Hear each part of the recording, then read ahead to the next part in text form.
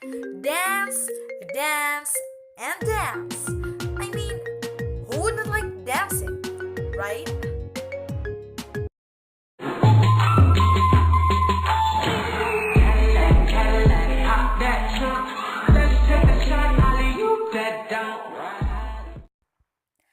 Dance is a performing art form consisting of purposefully selected sequences of human movement. This movement has aesthetic and symbolic value and is acknowledged as dance by performers and observers within a particular culture. Dance can be categorized and described by its choreography, by its repertoire of movements, or by its historical period or place of origin. To start, let us introduce you to some of the Philippine folk dances that is commonly known.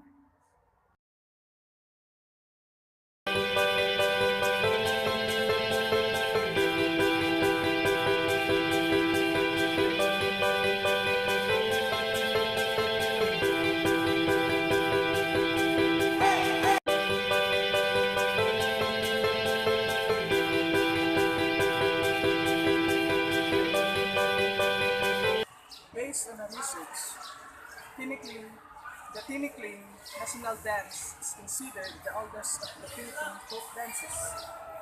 The dance, which comes from the countryside, takes its name and movement from the Tinikling bird as it roams between grass stems, crosses trees, branches, and avoids traps set by rice farmers. Dancers skips gracefully back and forth while trying to avoid getting their feet caught by two bamboo poles. There are many tall tales about the dance's origins. According to one story, Filipino farm workers who displeased their Spanish master had their feet smashed by two bamboo poles. When the poles were apart, the workers would jump to avoid getting hurt. Thus, this dance was born.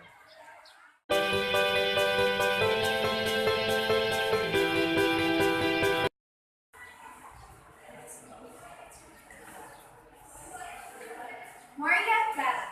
In 1521, Ferdinand Magellan came to the archipelago, signaling the start of Spanish colonization.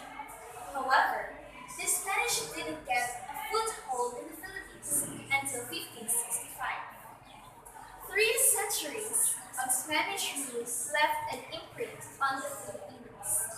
Many of them were converted to Catholicism and forced to take Spanish surnames.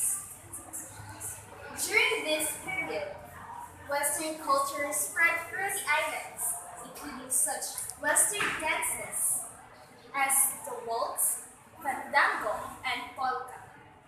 With a little Filipino flair, they quickly became part of the culture. This new style of dance was named Maria Clara after the tragic character in Masa Rizal's novel, Noli Me Tangere.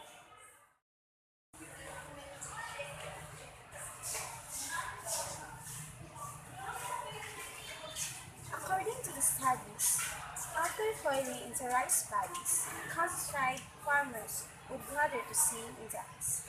These dances revolve around everyday items such as glasses, dishes, candles, hats, and bamboo tools. Because the dances are a celebration, they are often referred to as a barrio fiesta. One of the more complicated dances is a pandango sa ilaw, meaning dance of lights, which imitates wandering fireflies. To accomplish the illusion, women dedicating balance-free flame horn or oil lamps on their heads and plants.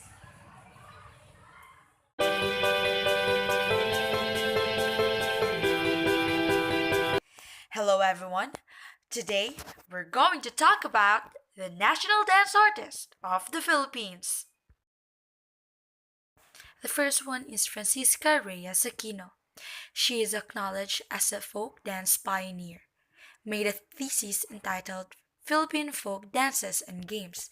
She served as a supervisor in Bureau of Education in 1940s.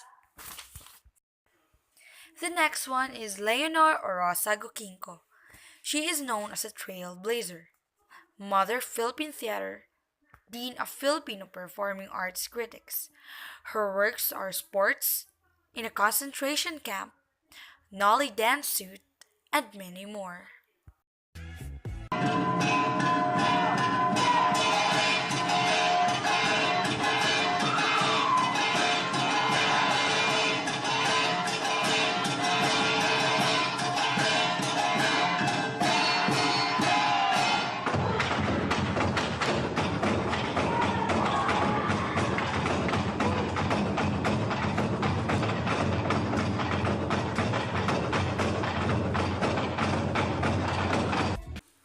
The next one is Lucrecia Reyes Ortola. She is a choreographer, dance educator, and a researcher. She applied her findings to project a new example of an ethnic dance culture. A director of Bayanihan Philippines Dance Company. Her works are Singkil, Vinta, and Tagabili.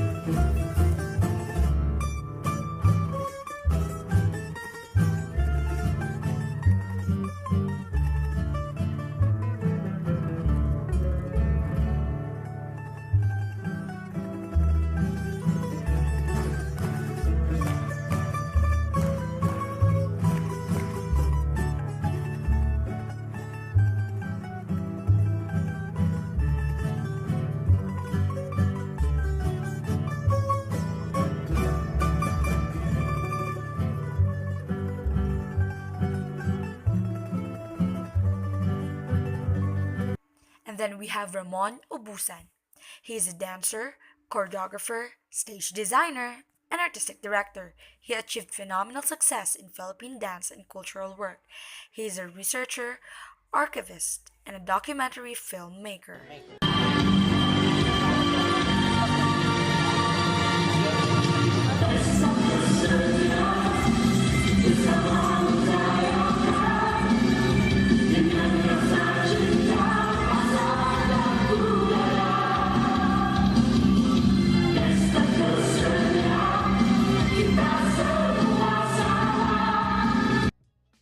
Alice Reyes. She is a dancer, a choreographer, teacher, and a director. She is a classical ballet dancer.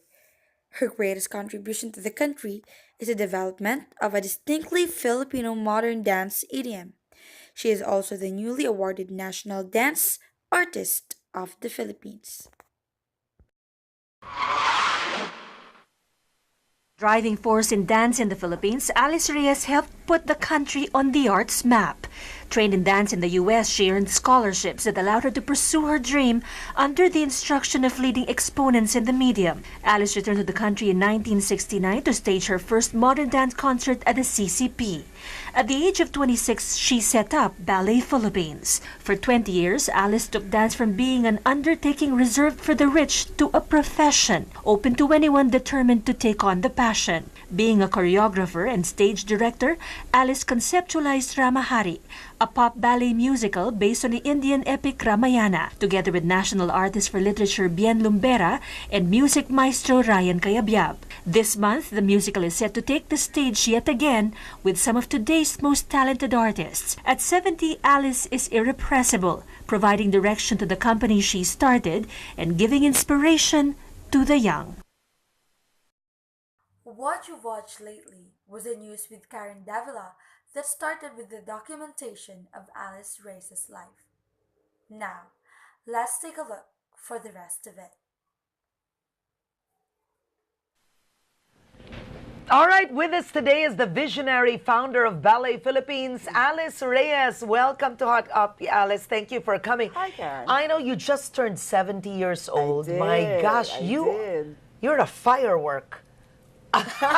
That's what dance will do. All right, I know now. Okay, you founded Ballet Philippines at the very young age of 26. Yes. You are now 70. Yes. Are you satisfied how far it's gone? Oh, I'm absolutely amazed and delighted, and I can't thank all the people who carried it on forward enough. Okay. And I'm really happy for all the Filipino dancers who keep having this opportunity to get themselves up on that beautiful stage. Yes, because it's amazing. People may not know.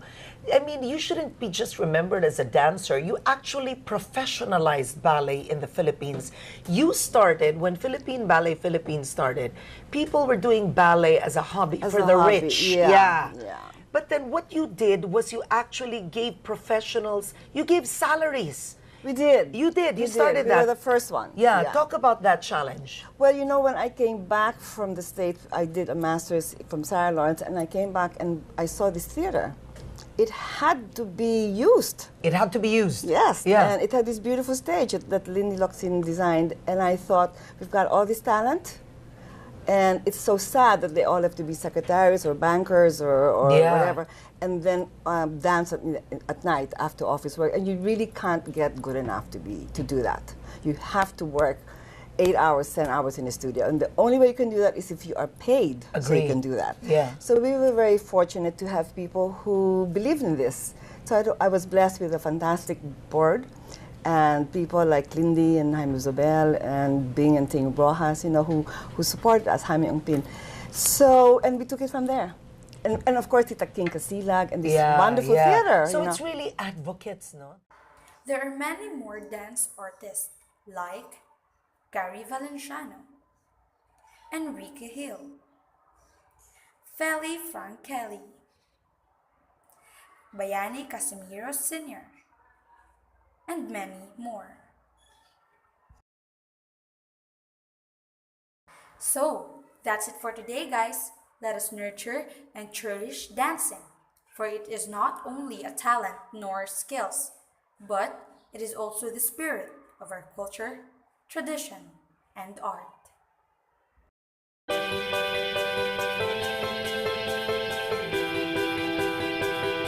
St. Thomas Aquinas, I'm Jamila Shamamay Masiglat. Glenn Kalimpong. Jessamine Milay. And Rona Festine, thank you for watching!